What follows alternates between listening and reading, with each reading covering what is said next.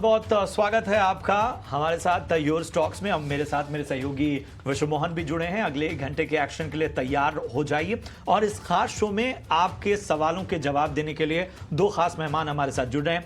हमारे साथ हैं जियोजीत फाइनेंशियल सर्विसेज के गौरांग शाह और कोटक सिक्योरिटीज के अमोल आठवले। आप दोनों का बहुत बहुत स्वागत। और बाजार पर और बाकी नजरिए से हम अपने मेहमानों के पास लौटेंगे, लेकिन आपको बता दें कि ईटी नाव स्वदेश लेकर आ रहा है देश का सबसे बड़ा शो। जी हां, आपको बता दें म्यूचुअल फंड महाकुंभ ये शो हम लेकर आ रहे हैं। और इस शो में देश के दिग्गज एक्सपर्ट, नामचीन हस्तियां, नामचीन फंड के प्रमुख हिस्सा लेंगे और म्यूचुअल फंड एसआईपी से जुड़ी तमाम कंफ्यूजन को दूर किया जाएगा। शनिवार 28 अक्टूबर सुबह 10 बजे से लगातार शाम 4 बजे तक चलने वाले इस महाकुंभ में निवेश के बारे में विस्तार से बातचीत होगी।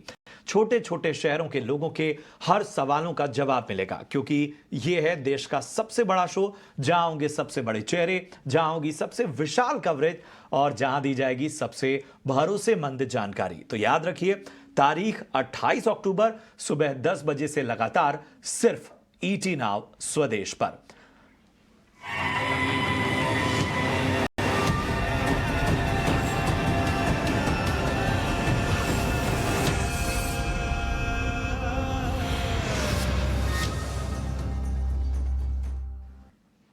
तो बिल्कुल, इससे पहले हम मार्केट चेक करें, आपको बता दें कि आपको इस शो में शामिल किस तरह से होना है, वो कौन कौन से तरीके हैं। तो कुछ करना नहीं है आपको आपके स्क्रीन के एक हिस्से में एक नंबर फ्लैश हो रहा है। इस नंबर पर आपको या तो कॉल करना है या व्हाट्सएप के जरिए आप हम तक अपने सवाल पहुंचा सकते हैं और हम आपके सवालों को शामिल करेंगे। यही नहीं, अगर आप सोशल मीडिया पर एक्टिव हैं तो फेसबुक और ट्विटर हैंडल, जिसे एक्स के नाम से आजकल जाना जाता है, वहां पर भी आप अपने सवाल पोस्ट कर सकते हैं और आपके सवाल हम अपने शो में शामिल करेंगे। और जैसा हमने पहले ही आपको मेहमानों से परिचय करा दिया है, फिलहाल मार्केट चेक करते हैं।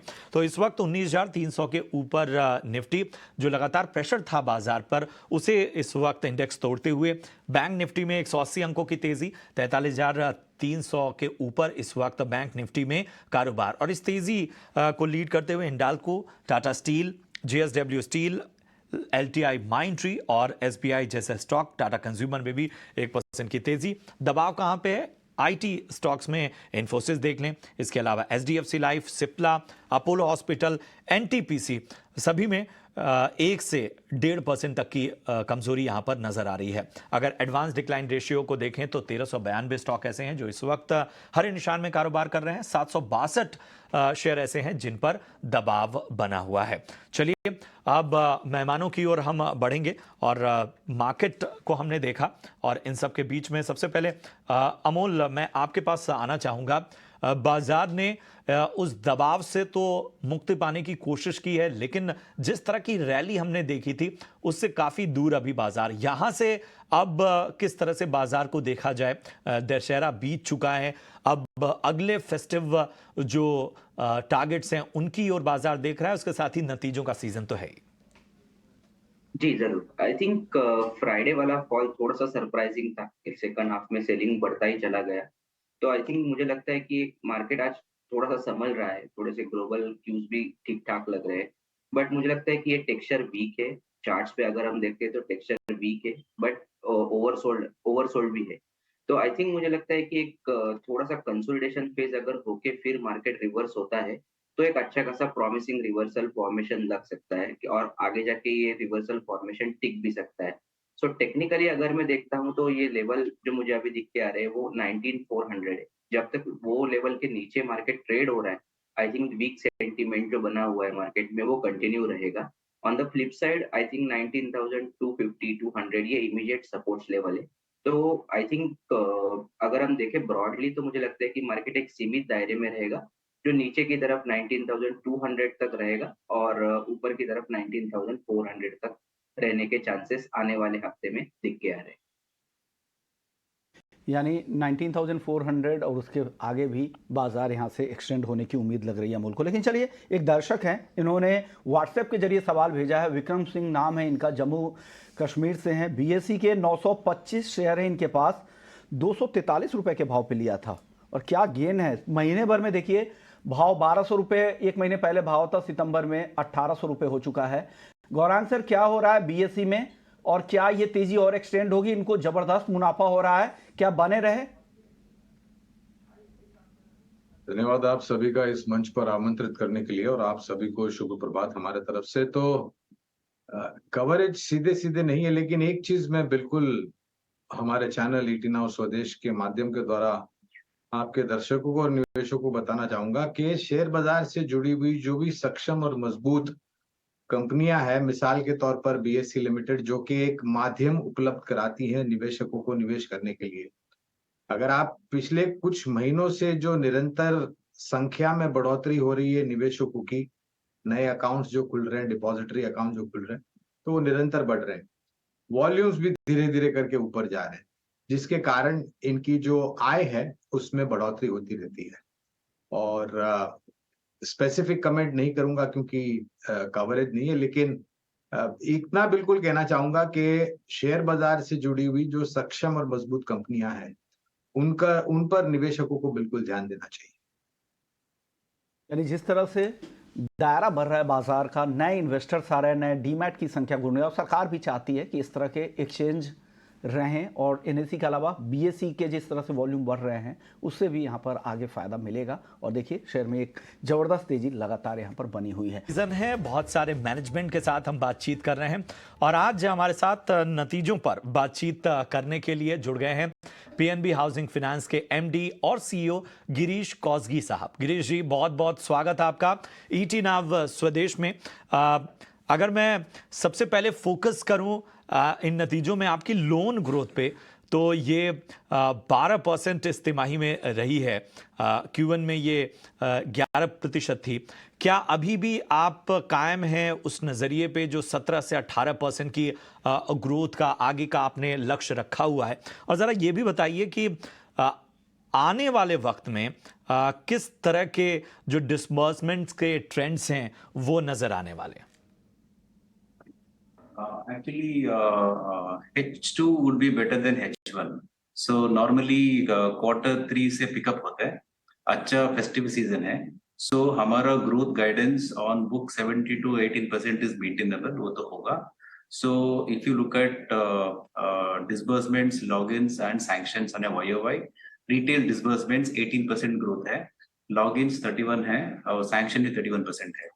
So the demand is quite good and on a YOY we've done well. क्या होगा actually last 1 year में there was lot of consolidation which we had to do. So now Q3 or Q4 we'll be able to catch up with the growth of 17 to 18%. So वो guidance तो है. In terms of disbursement, Q3 and Q4 will be substantially high. मैंने guidance दिया था 20 to 23% growth on disbursement. So we have reached now about 18%. So I think that is very easily maintainable. एक सबसे बड़ा जो highlight रहा है इस दूसरी तिमाही में, वो 734 करोड़ के जो मेजर एनपीए अकाउंट्स थे उनका रेजोल्यूशन था।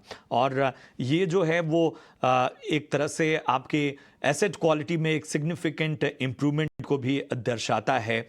अब ज़रा बताइए कि आगे किस तरह का नज़रिया बन रहा है? Actually, हमारा focus था last 3 to 4 quarters और asset quality as well. So on the retail side and corporate side, the GNPA was reducing quarter on quarter. So ये quarter में एक बड़ा corporate NPA resolve हुआ. So we thought हम लोग balance sheet को थोड़ा strengthen करें and इसीलिए retail में थोड़ा technically write off किए थे. उसका बिना भी हमारा focus है to reduce GNPA. Quarter on quarter वो कम होते रहे.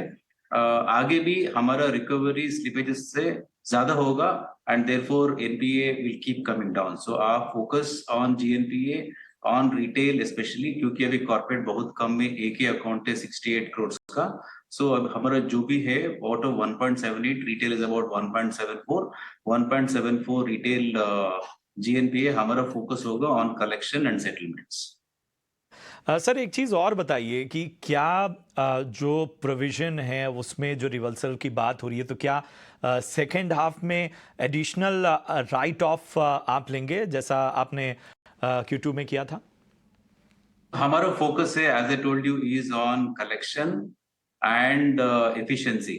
सो दिस वाज वन ऑफ क्योंकि ये कॉर्पोरेट अकाउंट बहुत मुश्किल है बोलने के लिए कब रिजॉल्व होगा, ये तो आ गया था, इसलिए we thought that we should strengthen the balance sheet and our focus is always on cash collection and settlements, which is normal collection on the retail side. So I think that will be a focus.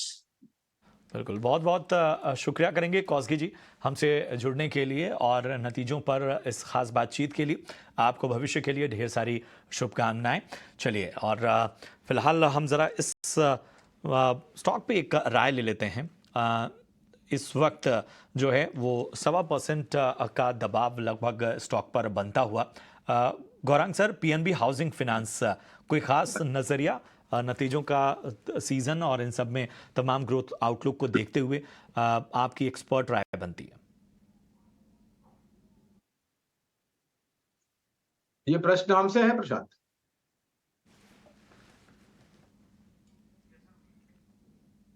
Ji sir, Gaurang sir आपसे ही सवाल है। अच्छा, ठीक है।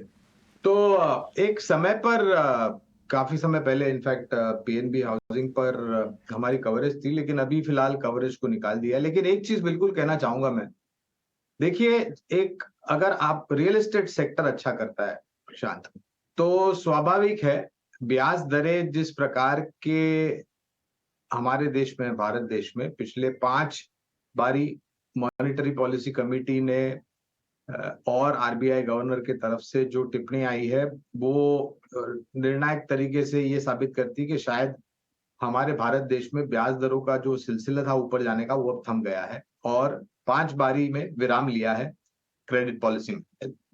हमारा अनुमान भी ये कहता है कि अगर महंगाई दर ने ज्यादा हमें चिंतित नहीं किया, तो शायद ये स्थिर रहेगा आने वाले कई महीनों तक, शायद पूरा 2022 दिसंबर तक स्थिर रहेगा और शायद 2024 में पहले 3 महीने में अगर महंगाई दर नीचे आ गई तो ब्याज दरों में कटौती भी हो सकती है।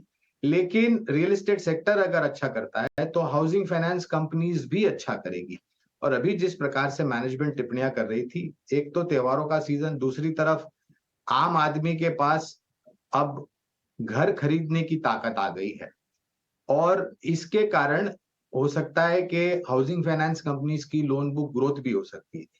एक चीज सिर्फ ध्यान में रखनी, वो ये ध्यान में रखनी चाहिए कि हाउसिंग फाइनेंस के कॉस्ट ऑफ फंड्स और कॉस्ट ऑफ लेंडिंग, यानी कि क्या ब्याज दर पर वो पैसे इकट्ठा करते अपने पास और क्या ब्याज दर वो हाउसिंग फाइनेंस लोन देती है, वो मार्जिन अगर बेहतरीन होता है तो मेरे ख्याल से ये एक बहुत सकारात्मक बात होगी। As a disclosure, Canfin Homes और रेपको होम फाइनेंस जैसी कंपनियां हैं, वहां पर हमारी एलआईसी हाउसिंग फाइनेंस जैसी कंपनियां हैं, वहां पर हमारी खरीदारी की राय काफी लंबे समय से। बिल्कुल, तो ये एक विस्तृत नजरिया गौरांग जी की तरफ से आता हुआ। बढ़ते हैं आगे। प्रदीप कुमार हैं और इंस्टाग्राम के जरिए इन्होंने अपना सवाल हम तक पहुंचाया है। सुजलॉन पे इनका सवाल है। 150 शेयर इनके पास हैं, 26 रुपए के भाव पे इन्होंने ये स्टॉक का लिया हुआ है। अमोल, मैं आपके पास आना चाहूंगा और अच्छे लेवल पे एंट्री ली है, हालांकि क्वांटिटी कम है, फिर भी सुजलॉन पे क्या नजरिया बन रहा है? जी, आई थिंक ये काफी प्रॉमिसिंग अप ट्रेंड रैली हुई है। अगर हम ये साल में भी देखें तो अराउंड 200% स्टॉक में रैली हुई है और जो लास्ट मंडे जो फॉल आया था उसमें भी स्टॉक ने इतना कंट्रीब्यूट नहीं किया है। सो टेक्सचर अगर मैं शॉर्ट टर्म का देखता हूँ तो काफी प्रॉमिसिंग है, बट थोड़ा सा ओवरबॉट है। और जिस तरह से मिड कैप और स्मॉल कैप स्टॉक्स में जो प्रेशर बन रहा है, शायद ये भी एक शॉर्ट टर्म करेक्शन में स्टॉक ट्रिगर हो सकता है। तो मेरे लिए 30 का एक बेस लेवल रहेगा चार्ट्स के हिसाब से। अगर ये 30 के ऊपर स्टॉक ट्रेड होता है तो आई थिंक ये बुलिश फॉर्मेशन है वो कंटिन्यू रहेगा और ऊपर में 37, 38 तक जा सकता है। बट बिलो 30 आई थिंक मेरे ख्याल से एक बार प्रॉफिट बुक कर लेना चाहिए या फिर थोड़ा सा पोजीशन कम कर लेना चाहिए। तो 30 सैक्रोसैंड लेवल पकड़ के चल सकते हैं। ठीक है, तो ये है राय सुजलॉन एनर्जी पर अमोल जी की तरफ से आती हुई। चलिए अब बढ़ते अपने खास सेगमेंट की और ये है ऑप्शन का चैंपियन।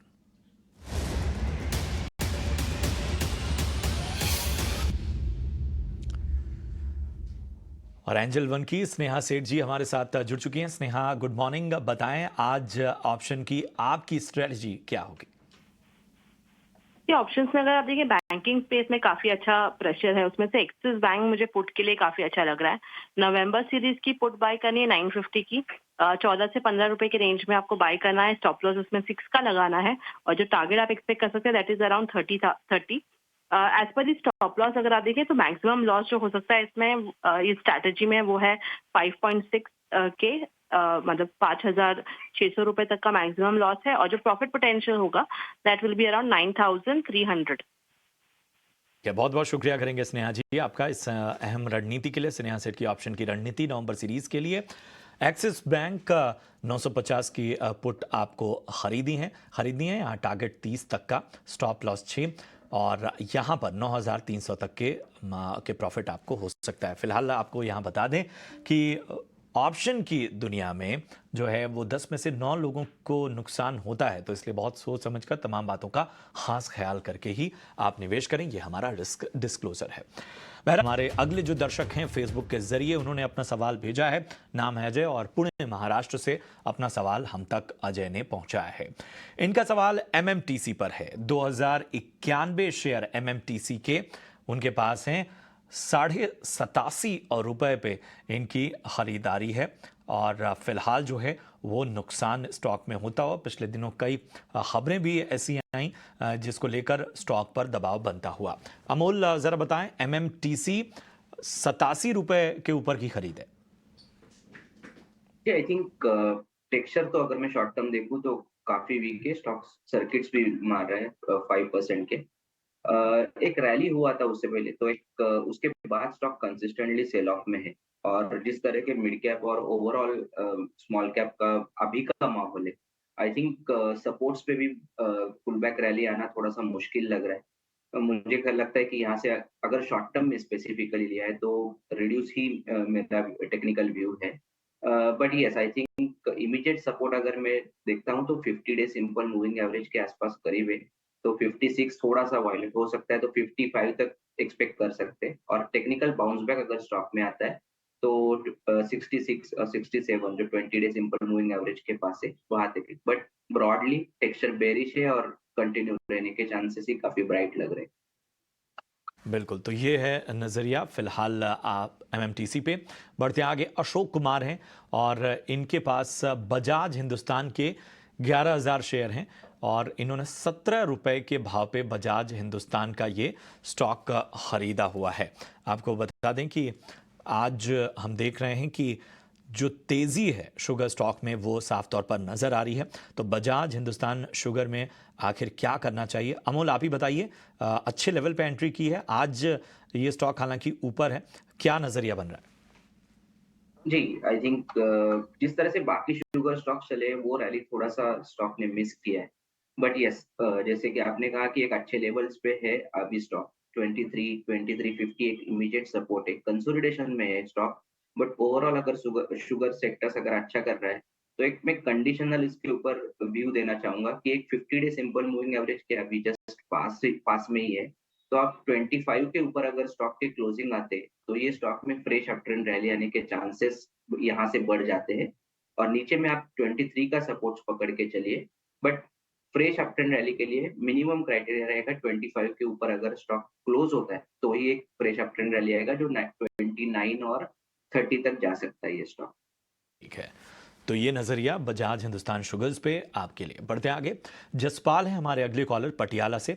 जसपाल गुड मॉर्निंग, पूछें अपना सवाल। हाँ, गुड मॉर्निंग सर। सर मेरे पास एक आरसीएफ शेयर है 5,131 की एवरेज प्राइस है। ठीक है। और दूसरा है EIL 186,000 शेयर है। ठीक है। तो सर इसमें मतलब लॉन्ग टर्म और या 2-4 महीने में, क्योंकि बड़े लास्ट 15-20 दिन से बड़े रिकमेंड कर रहे हैं लास्ट मंथ से कि EIL को 170-180 तक जाएगा, तो इमीडिएटली परसों जब आई तो नीचे डाउन हो गया ये। ठीक है, चलिए मैं इस पे एक आपको नजरिया देने की हम कोशिश करते हैं। गौरांग सर, जरा RCF पे पहले राय दीजिए। लॉन्ग टर्म इन्वेस्टर हैं, 5,000 स्टॉक इन्होंने खरीदे हुए हैं, 131 रुपए के भाव पे इन्होंने एंट्री ली है। देखिए, फर्टिलाइजर और यूरिया रिलेटेड कंपनियों में पूरा क्षेत्र पर मैं टिप्पणी करूंगा, स्पेसिफिक टिप्पणी नहीं करूंगा क्योंकि कवरेज नहीं है। तो इसका एक दौर आता है प्रशांत, और वो दौर आता है मौसम जब बदलता है, बारिश का मौसम जब आता है, तब आपको इस स्टॉक्स में हरकत आती हुई दिखती है, या फिर बजट के दौरान, या फिर सरकार की तरफ से जो टिप्पणियां होती है फर्टिलाइजर क्षेत्र को लेकर के, तब जाकर के ये हरकत में आते हैं। बाकी समय में अगर आप देखेंगे तो इस क्षेत्र से जुड़ी हुई कंपनियां ज्यादा कुछ करती नहीं है, और कवरेज नहीं इसलिए विशेष रूप में टिप्पणी नहीं कर पाऊंगा आरसीएफ पर। इंजीनियर्स इंडिया लिमिटेड फिलहाल तो बिकवाली की राय है, कम करने की राय है, रिड्यूस यानी कि कम करने की या बिकवाली की राय है, क्योंकि ईआईएल यानी कि इंजीनियर्स इंडिया पर हमारे जो लक्ष्यांक थे वो आ चुके थे, तो हमने फिलहाल बेचने की या फिर कम करने की राय दी है इंजीनियर्स इंडिया लिमिटेड पर। लेकिन इसके साथ साथ ये भी कहना चाहूंगा कि ये भी एक सरकारी कंपनी है जो ज्यादातर कॉम्प्लेक्स इंजीनियरिंग और टर्न की प्रोजेक्ट्स बनाती हैं। ग्रीन हाइड्रोजन को लेकर के इनका इंफ्रास्ट्रक्चर की जो जरूरत पड़ती है वहां पर इनकी काफी काबिलियत है, और क्योंकि दूसरी तिमाही के ये सिलसिले चल रहे हैं, तो अगर दूसरी तिमाही के नतीजे बेहतर आए तो फिलहाल जो बिकवाली की राय है उसमें परिवर्तन हो सकता है, लेकिन वो निर्भर करेगा कि किस प्रकार के आंकड़े आते हैं। ठीक है, ठीक है। तो ये आपको राय इंजीनियर्स इंडिया लिमिटेड पे, और आरसीएफ में तो राय गौरांग सर ने नहीं दी है, पूरे सेक्टर पर एक व्यू पॉइंट दिया है। आरसीएफ पर अमूल से एक राय ले लेते हैं। अमूल, आरसीएफ में क्या करना चाहिए इनको, और नजरिया अगर आपका कुछ बन रहा हो तो जरा बताएं। जी, आई थिंक शॉर्ट टर्म में है तो रिड्यूस ही व्यू मेरा रहेगा उसके ऊपर। इसमें भी काफी सिमिलर पैटर्न हुआ है जो लास्ट स्टॉक में हुआ था कि एक रैली आ गई और उसके बाद इमीडिएट में काफी बड़ा सेल ऑफ आ गया। तो करंट टेक्सचर अगर मैं देखता हूं तो वीकनेस है स्टॉक में, और वो रहने के चांसेस है। 130 के नीचे अगर जब तक स्टॉक रहता है, आई थिंक सेलिंग प्रेशर है, जो वीक सेंटीमेंट बना हुआ है वो कंटिन्यू रहेगा। और बेस में अगर स्टॉक को पकड़ दो तो 120 और 119 ये इमीडिएट सपोर्ट्स है स्टॉक के। आई थिंक वहां से एक बाउंस बैक टेक्निकल आ सकता है, बट सेल ऑन रैलीज वाला ही टेक्सचर अभी तक लग रहा है स्टॉक। ठीक है, तो ये नजरिया फिलहाल आरसीएफ पे आपके सवालों का जवाब हमारे तमाम एक्सपर्ट ने दिया। बहुत बहुत शुक्रिया करेंगे अमोल आपका। इसके साथ ही गौरांग सर आपका भी बहुत बहुत धन्यवाद शो में जुड़ने के लिए, खास विश्लेषण के लिए, और इसके साथ ही हमारे आम निवेशकों को और दर्शकों को अहम राय देने के लिए। बढ़ते हैं आगे। वोडाफोन आइडिया को लेकर एक बड़ी खबर आ रही है। कंपनी $1 बिलियन जुटाने की तैयारी में है। क्या है पूरी खबर? एक्सक्लूसिव डिटेल्स के साथ हमारे सहयोगी अनुराग जोशी जुड़ चुके हैं। अनुराग, बताएं क्या है पूरी खबर? टेलीकॉम कंपनी वोडाफोन आइडिया, जिसको पिछले कुछ सालों से वित्तीय कठिनाइयों का सामना करना पड़ा है, अभी उसके लिए कुछ अच्छी खबर हो सकती है, क्योंकि एक कैपिटल निवेश जो कि $1 बिलियन से ऊपर हो सकता है, उसकी तैयारियां की जा रही हैं, उसके बारे में बातचीत की जा रही हैं। अभी ये जो निवेश है, ये आदित्य बिरला ग्रुप की कुछ एंटिटीज़ हैं, उनसे आदित्य बिरला वोडाफोन आइडिया के एक प्रमोटर हैं, वोडाफोन पीएलसी जो कि यूके की एक टेलीकॉम कंपनी है, उनके साथ, और एक विदेशी निवेशक हैं, वह भी इसमें पैसा लगा सकते हैं। अभी विदेशी निवेशक के साथ बातचीत कुछ अग्रिम स्तर पर है, और यह 1 महीने के भीतर क्लोज होने की इसकी बहुत संभावना है। अभी जो बकाया राशि है जो फंडिंग की, वह बैंकों के थ्रू लोन के द्वारा आ सकती है। अभी अगस्त में वोडाफोन आइडिया ने एक्सचेंजेस को ये बताया था, ये सूचित किया था कि एक प्रमोटर एंटिटी ने उसे 2000 करोड़ रुपए की फाइनेंशियल सपोर्ट मुहैया कराने की अश्योरेंस दी है जब भी उसे कुछ ज़रूरत हो। अभी वोडाफोन आइडिया भारत में वीआई ब्रांड के रूप में ऑपरेट करता है, और 2021 में जब सरकार ने टेलीकॉम कंपनीज़ के लिए रिस्ट्रक्चरिंग का ऐलान किया था, उस टाइम वोडाफोन आइडिया के रिस्ट्रक्चरिंग के मामले में सरकार ने एक शर्त ये रखी थी कि प्रमोटर्स को कंपनी में ज़्यादा पैसा लगाना पड़ेगा ताकि वह सरकार उस कंपनी में वोडाफोन आइडिया में स्टेक ले सके।